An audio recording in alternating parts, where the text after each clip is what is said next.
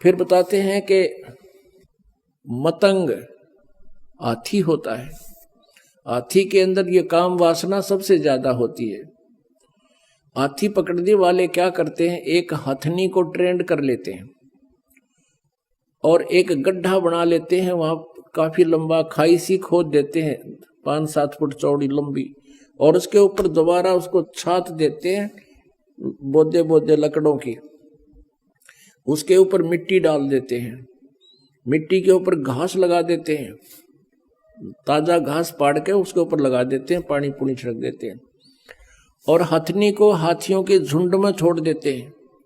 वो जाती है हाथी के साथ, सप्रस करती है अपने शरीर को उसको उत्तेजित करने के लिए।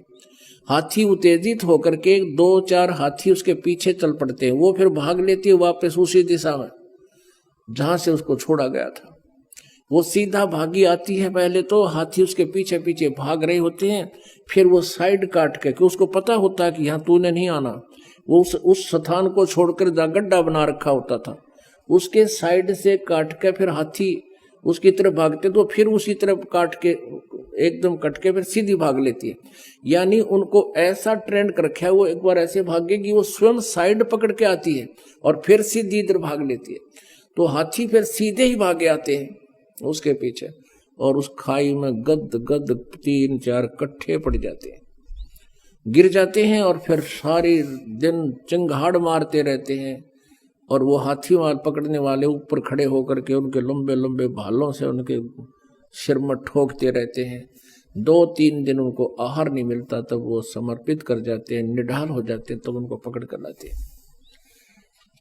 अब क्या बताते हैं, कुरंग मतंग पतंग सिरंग भरंगा, इंद्री एक ठग्यो 30 अंगा।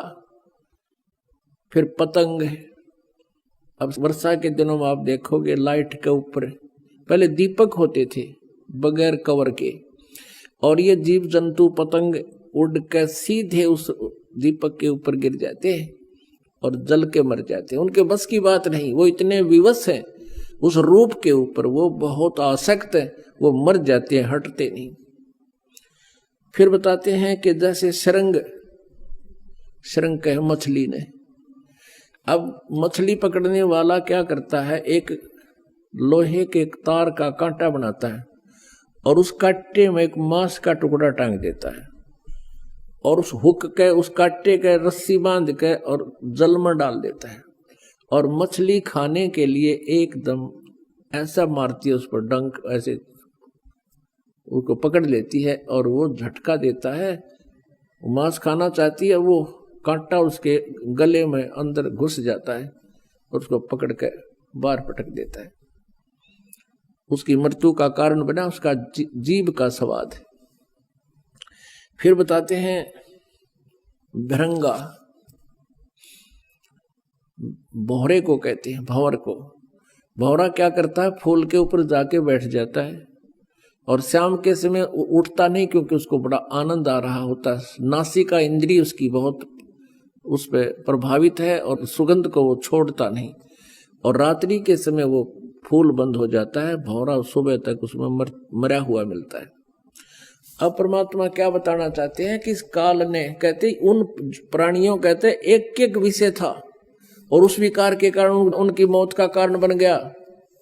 तुमरे संग पांचों पर कासा, योग युगत की झूठी आशा। और मनुष्य जीवन में काल ने ये 5 विकार ला रखे हैं कि कहीं वो भक्ति ना कर ले, मेरी जाल से निकल ना जाए। तो कहने का भाव ये है कि जो साधनाएं ये ऋषि महर्षि कर रहे हैं, उनसे ये विकार नष्ट नहीं हो सकते, ये नॉर्मल भी नहीं हो सकते।